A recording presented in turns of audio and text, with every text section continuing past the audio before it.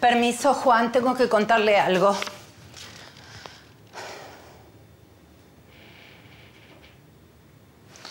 Ahora sí. ¿Qué me quería contar? ¿Que está jugando contra usted mismo? No, no precisamente.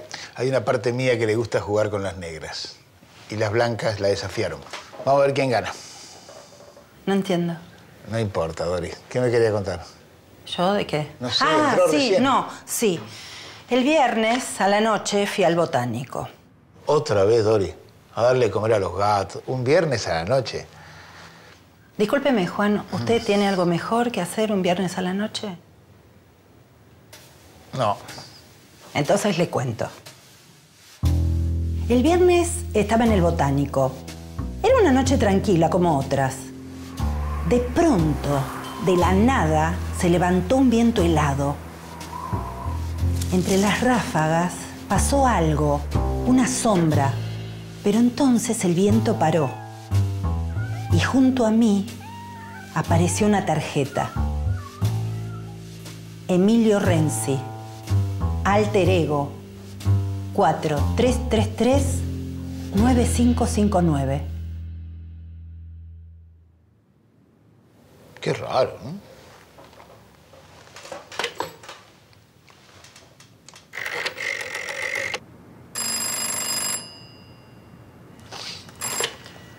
Hola. Con Emilio Renzi, por favor. ¿Me está cargando? ¿Quién es? Mire, yo encontré, mi secretaria encontró una tarjeta con este número de teléfono y el nombre de Emilio Renzi. ¿Quién habla? Habla Juan Sasturain, investigador literario. ¿Y quién habla ahí? Ricardo Piglia. Ah, Ricardo. Disculpame, viejo. Debe haber habido una joda. Algo habrá pasado. Juan, mejor ni me expliques. Hasta luego. Qué papelón, Dore. Era la casa de Ricardo Piglia, el alter ego de Renzi. Es una joda esto. La próxima vez no sea tan ingenua, no sea tan crédula. No cualquier cosa es un caso. Tome. Ah.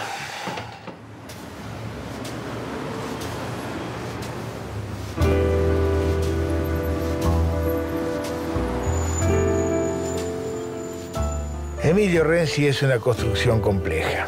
Por un lado es el alter ego de Piglia en la ficción, un personaje que se parece a su autor, aunque no son idénticos. Pero además Piglia usó a Renzi como seudónimo. Firmó textos, antologías con el nombre de Renzi. Es decir, Renzi reemplaza a Piglia tanto en la ficción como en la realidad.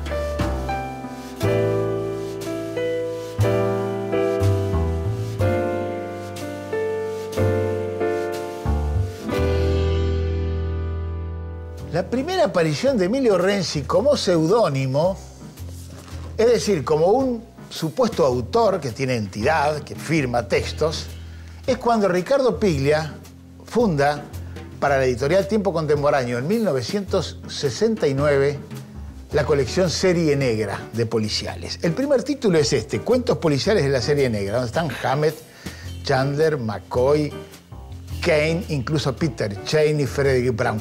Una colección hermosa. Bien, el que figura como director de la colección es, y no podía ser de otra manera, Ricardo Piglia.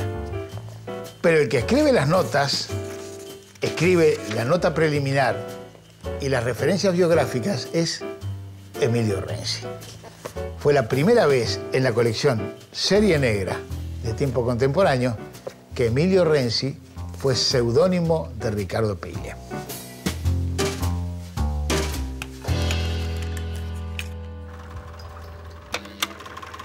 Ricardo Piglia nos ha dado una forma de disfrutar del policial, porque no solo escribe, sino que también nos convida literatura policial. Una de las innovaciones más importantes que para mí ha hecho Ricardo Piglia es darse cuenta que el crimen está en la lengua. Entonces, sus novelas y sus cuentos, desde los comienzos, tienen que ver con eso. Cómo hallar en la lengua el crimen. Porque finalmente lo único que tiene intención es la lengua, o sea, los seres humanos. Los animales no tienen intención, no asesinan, matan para comer, no tienen la intención del matar. porque no tienen lenguaje.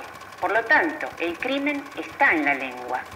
Y eso se ve maravillosamente en un relato del libro Nombre Falso de Ricardo Piglia, el relato de La Loca y el relato del crimen, que es un cuento perfecto porque es un cuento que se muerde la cola, y ahí aparece nuestro amigo Renzi, ya escuchando a una loca, y un Renzi precisamente que está más del lado del lingüista que del periodista.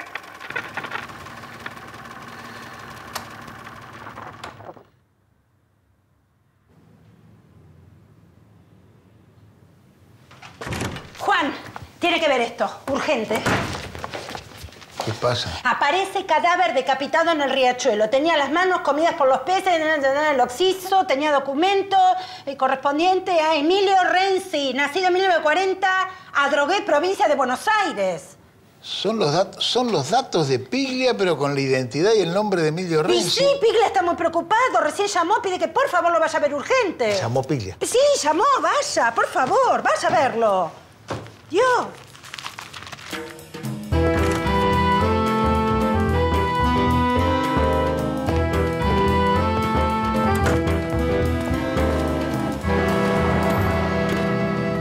Juan, tenés que investigarme este asunto. Bueno, de acuerdo. Son 100 por día más los gastos. Con eso no hay problema.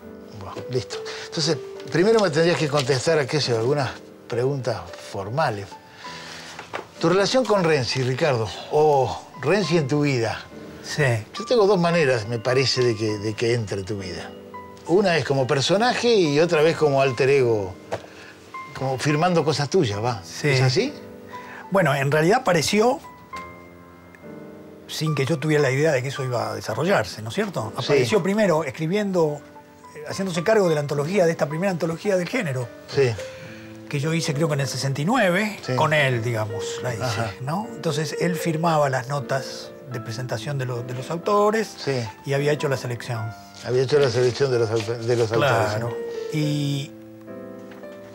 Pero para ese momento él ya había, digamos, Renzi había aparecido como personaje Sí. en uno de los cuentos, en el cuento que se llama La Invasión. Del libro La Invasión, que es del La Invasión, 67. claro. Ahí fue donde apareció por primera vez. Está la edición española de La Invasión. Esa es la ¿no? última, claro. Entonces, en ese cuento, que es un cuento de los primeros que escribí, Sí.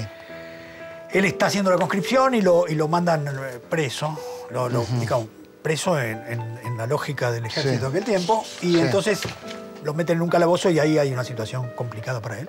Sí, Y descubre un mundo ahí. describe Eso- un mundo marginal, digamos. esos dos pesados, esos dos que están ahí. pesados que están ahí, que son dos desertores que están ahí. Y podríamos decir que es la primera vez que se toca con eso que después va a ser para el lado donde va a encarar, ¿no? Claro. Digamos, después se va a ir desarrollando, después aparece en un cuento, digamos, como protagonista de un cuento, cuando viaja a Mar del Plata porque el padre ha muerto, y entonces va para Mar del Plata, El fin del viaje. en el fin del viaje, que es un cuento del año 75, me parece, y después es el narrador de Respiración Artificial, Claro. ¿no? Ahora, hay una profesión en Renzi, por lo menos en la parte que es de periodista trabajando Sí. en un diario, cosas que vos nunca hiciste. Nunca. Entonces él funciona un poco como la vida posible, ¿no? Aquello que yo podría haber hecho. En esos momentos en los que uno toma decisiones sin darse cuenta, ¿no? Entonces yo podría haber agarrado para ese lado, como hacer la vida de él hubiera sido algo muy sencillo, ¿no? Si hubiera habido un tren que yo no hubiera perdido alguna vez o un número de teléfono que no me hubiera contestado, ¿no? Esas situaciones que después uno mirándolas desde atrás Ajá. se da cuenta que fueron momentos claves de decisiones que uno tomó sin darse cuenta, ¿no? Yo creo que las decisiones importantes uno las toma sin darse cuenta y se hace todo el verso Hamlet cuando tiene que hacer cosas sin ninguna importancia, ¿no? Entonces quizá uno podría haber tomado ese camino, yo podría haberme convertido en un periodista Sí, y podría haber hecho muchas de las cosas que Renzi termina por hacer, claro. sencillamente con una puerta mal cerrada y ya me hubiera ido a parar ahí, ¿no? Claro. Entonces, esa idea de alguien que va teniendo algunas experiencias que podrían haber sido experiencias personales, me pareció siempre muy atractivo, ¿no? Y también es una manera de que en cualquier historia que cuente siempre hay un punto que yo conozco, que es cómo él va a ver esa situación. Es como tener ahí un delegado, digamos, en la ficción, ¿no? Porque siempre el narrador no es necesariamente uno mismo, ¿no? Ahora, Renzi toma de golpe protagonismo, ya como como periodista y tomando en un cuento tuyo del 75, creo que es. Eso es, que se llama La loca y el relato del crimen. Ese. Entonces él, que en realidad está trabajando en la página literaria del diario, en un momento el tipo de policiales se enferma. Sí. Y el director del diario le dice, ¿por qué no vas vos ahí, que te va a hacer bien ir ahí con todo? Sí. Con esa runfla que hay ahí. En Claro, porque él ¿qué hacía en el diario? Hacía pornografía de clase media, como decía. ¿Cómo? Renzi decía, hago pornografía de clase media, porque me dedico a la sección... La crítica del libro. A la crítica del libro, ¿no? Pero ese cuento lo escribiste para un concurso. Claro, entonces había un concurso de cuentos policiales que había organizado... Sí, la Forge creo que había sí. motorizado esa cuestión, ¿no? Y ¿te acordás del libro? Sí, sí. Y entonces yo tenía ahí unas historias que daban vueltas con un personaje real de una copera que habían matado en el bajo. Sí. Y entonces a partir de esa situación escribí ese relato que en definitiva Renzi resuelve el enigma con el saber que tiene por la Facultad de Filosofía, ¿no? Es la única vez, creo, que la Facultad de Filosofía sirvió imaginariamente para resolver un crimen. Y entonces tiene algunos elementos de lingüística que estudió ahí y con eso puede analizar un discurso que apareció de una mujer que vio algo. Claro. Y desde luego descubre cómo son las cosas, pero el director del diario no acepta la versión que él dio. Dice que eso no puede ser y acepta la versión de la policía. Oye, una cosa, pero tu preocupación por el policial, aunque no hayas escrito relatos policiales, digamos, genuinos hasta el 75, venía de mucho antes. Porque todo lo que hiciste por el policial tuvo que ver con cierta cosa de difusión, que es esto, sí, ¿no? sí. En un momento... Es curioso que el hecho de que vos, que venías de la literatura en general, a fines de los años 60 le hayas puesto toda la atención en la literatura policial norteamericana. ¿Por qué? Para mí la cuestión central es que el género permitía discutir la tradición de la literatura social que estaba en ese momento en el centro de la cuestión, ¿no? Bueno, esa es ¿Cómo hacer literatura que no fuera la literatura política a la que estábamos acostumbrados, que muchos de nosotros valorábamos mucho y demás, pero que no queríamos seguir en esa línea, ¿no? A mí me parecía que el género estaba hablando de la sociedad y de la lógica misma de funcionamiento de la sociedad sin que uno se enterara quién era el gobernador de California en la época de Chandler. Exactamente, eso no importaba tanto. ¿No? ¿No? Entonces eso me no parece importaba que tanto. eso fue lo que abrió camino a intervenciones de muchos escritores argentinos y latinoamericanos que empezaron a pensar el género como una manera de hacerse cargo de un tipo de problemática que funcionara desde el punto de vista de lo que podríamos considerar cierta mirada o cierta percepción de lo social, ¿no es cierto?, de las relaciones de poder, de la relación entre delito y política, etcétera, pero al mismo tiempo con un plot que ayudaba a que esos problemas pudieran ser bien planteados. Claro. Está en el prólogo, ese prólogo que... El primer prólogo de Renzi. Sí. El primer prólogo de Renzi, y más el prólogo de Lewitt, que aparece traducido. Ya está esa idea que desarrollaste también y que un poco quedó como sedimento de todo este rescate, que era la idea del vínculo entre el delito, el poder y el dinero, ¿no? Y que esta literatura era, más allá de lo que se veía a primera vista, una gran literatura social y que después nos fuimos enterando, a medida que investigamos más, que muchos de los escritores del género estaban muy ligados a la izquierda norteamericana, ¿no? Y después la otra cuestión, que yo creo que también es una cuestión sobre la que en algún momento habría que detenerse a hablar, es de qué manera el género estaba presente en novelas que no pertenecían al género en sentido estricto, pero habían sido escritas en el género, como Faulkner, ¿no? Muchos relatos policiales de Faulkner. Claro, como Santuario, todas las Santuario, básicamente, claro, ¿no? Claro. Y entonces también eso nos interesaba mucho, ¿no? El modo en que el género estaba siendo usado por escritores, no solo Borges, digamos, que era una referencia clarísima, ¿no? Sino Nabokov, Gombrowicz, Faulkner, en fin, que estaban trabajando el género y haciendo un uso del género muy importante, que me parece que también podríamos rescatar eso en la literatura escrita en castellano, ¿no? Y vos lo hiciste. Vos hiciste esto, cuando hiciste esta antología... esa era la idea, exacto. Leíste la literatura argentina... Exactamente. Los que estaban haciendo género sin quererlo, sin saberlo, digamos, exactamente, ¿no? Entonces, usos del género. Usos del género es eso, es la idea. Usos del género, claro. Que no necesariamente supone digamos, la reproducción completa de la forma, sino ciertos elementos que ayudan, ¿no?, a construir una historia, ¿no? Entonces, me parece que esas fueron las dos cuestiones que empezamos a discutir a fines de los 60, ¿no? Claro. Esta cuestión de la literatura social que se podía leer aquí y cómo el género había sido usado de manera muy diversa por escritores que nosotros teníamos muy presentes, ¿no? Claro. Y fue una manera de releer también entonces nuestra literatura argentina y después también cuando llegaba el momento de escribir, ¿qué escribía uno? La teníamos presente, ¿Qué escribía uno, no? Entonces, por ejemplo, Respiración Artificial es una novela que para mí tiene la forma de un relato policial, ¿no? Es toda investigación. Investigación, claro, ¿no? La idea de la investigación como una suerte de, digamos, de motor narrativo, ¿no? Que el género lo tiene puesto de manera directa desde el comienzo, pero que abre una posibilidad interesantísima de estructura, porque supone un relato que empieza con lo que no se sabe, ¿no? Entonces avanzábamos a partir de lo que no se sabía, pero lo que no se sabía no necesariamente tenía que ser un crimen. Claro. ¿No es cierto? Podía tomar otra forma. Y entonces la forma del género estaba ahí presente, aunque la investigación tuviera otro registro, ¿no? En fin, bueno, ya tengo un montonazo de datos sobre Renzi. Yo creo que con esto, Ricardo, creo que con esto me voy a arreglar. Por lo menos voy a empezar la investigación. Pero llamame, Juan. Manteneme al tanto, llamame. A medida que vayas enterándote, ¿eh? Bueno, fuerte, ¿eh? Gracias, viejo.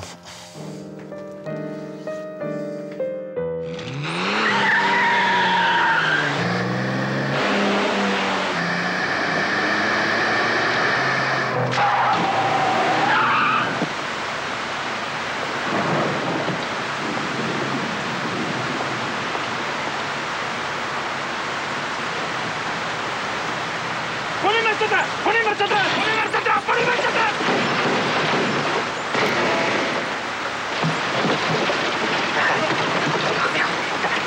¡Bajá! ¡Bajá! ¡La llave! ¡Quieto!